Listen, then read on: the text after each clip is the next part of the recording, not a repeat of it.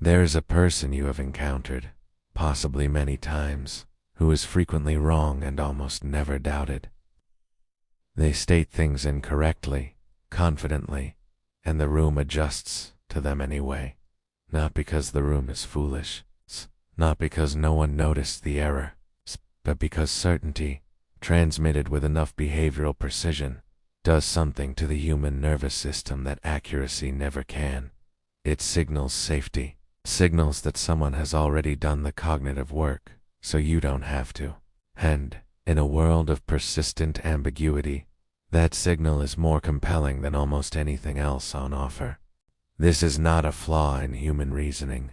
It is an adaptation, for most of human history, hesitation in a leader, uncertainty about whether the threat was real. Its ambiguity about which direction to move was more dangerous than being confidently wrong.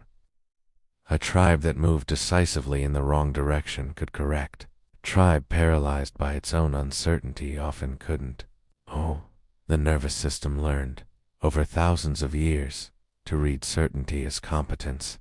The two became neurologically linked. And that link did not dissolve when the environment became complex enough that accuracy started to matter more than speed. What this means in practice is that the most persuasive communicators are not always the most informed ones. They are the ones whose internal state most closely matches the behavioral signature of someone who has already resolved the question. Resolved, not correct. The resolution is what the nervous system is reading for. When someone speaks without visible internal conflict about a subject, when their body and voice and pacing carry no signal of doubt, the listener's nervous system interprets that resolution as evidence, not proof, evidence. Enough to generate a felt sense of credibility that reason then works to justify rather than interrogate. Most people have been taught that persuasion is a matter of argument, that if you present the right evidence in the right order with the right logic, you will move people. This model is accurate in laboratory conditions and almost nowhere else. In real-time human interaction, the argument is rarely what does the work. What does the work is the state of the person delivering it. Key: two people can present identical information and produce entirely different results based on nothing more than the certainty differential between them. The person who sounds like they already know wins the room, not because the room agreed with them, but because the room stopped actively disagreeing. There is a specific behavioral cluster that produces the perception of certainty, and it is learnable. It has nothing to do with volume or aggression, or the theatrical confidence most people associate with dominant personalities. Those registers are readable as performance, and performance, when detected, undermines the very credibility it was trying to establish. Real certainty, the kind that moves people, is quiet. It is characterized by a specific absence rather than a specific presence, the absence of the behaviors that signal internal doubt. The first is the elimination of upward inflection on declarative statements. The voice that rises at the end of an assertion is asking for confirmation. It is transmitting uncertainty and routing it toward the listener for resolution. The listener feels the request. They may not consciously register it, but they respond to it. The credibility of the speaker drops slightly. The listener's own doubt is activated, and the statement lands as a position rather than a fact. Flat or slightly downward terminal inflection on declarative statements does the opposite. It transmits resolution. The statement arrives complete, requiring no ratification from the outside. The second element is the elimination of preemptive qualification. Phrases like "I think," "I could be wrong," "this might just be me," and "I'm not sure," but are not expressions of intellectual humility in conversational practice. They are doubt signals, and they arrive before the content, contaminating what follows before it's had a chance to land. The information that comes after a pre-qualification is filtered through the uncertainty frame the speaker just installed.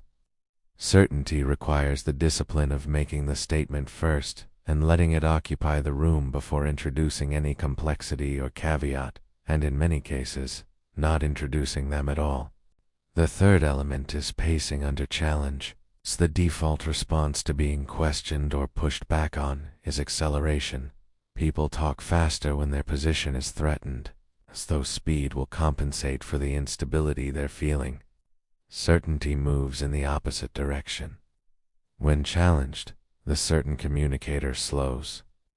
They pause before responding in a way that suggests the challenge is being considered rather than survived.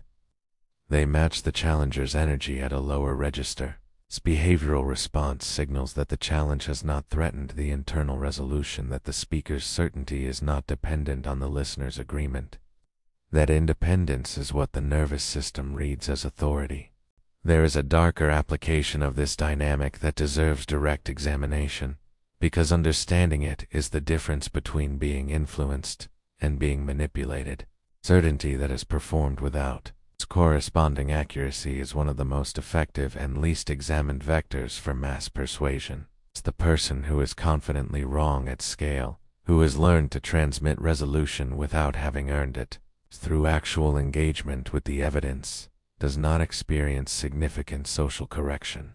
They experience amplification. Because the nervous system response to projected certainty is collective, rooms move together, social proof compounds, and the original certainty signal is returned to the speaker magnified, further reinforcing the behavior. This pattern appears in ideological movements, in high-control relationships, mutational cultures, and in public discourse. It is not limited to bad actors. It appears wherever certainty is rewarded socially without being verified epistemically. The person who sounds sure gets the resource. The resource reinforces the sureness. The sureness grows independent of the accuracy that was supposed to justify it. What begins as a communication style becomes a closed loop, and the people inside it have no internal reference point for detecting the gap between confidence and correctness, because the gap has never been penalized. The populations most vulnerable to performed certainty are not, as is commonly assumed, the least educated or the least intelligent. They are often the most cognitively overloaded. When the processing demands of a situation exceed available attention, the nervous system defaults to heuristics, and certainty is among the oldest and most powerful heuristics available. It is not a sign of weakness to be moved by confidence. It is a sign of being human in conditions of information overload.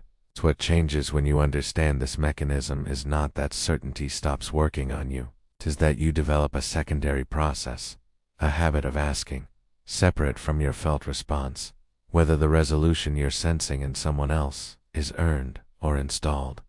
There is one final layer to this that most treatments of persuasion never reach, and it is the most personally confronting.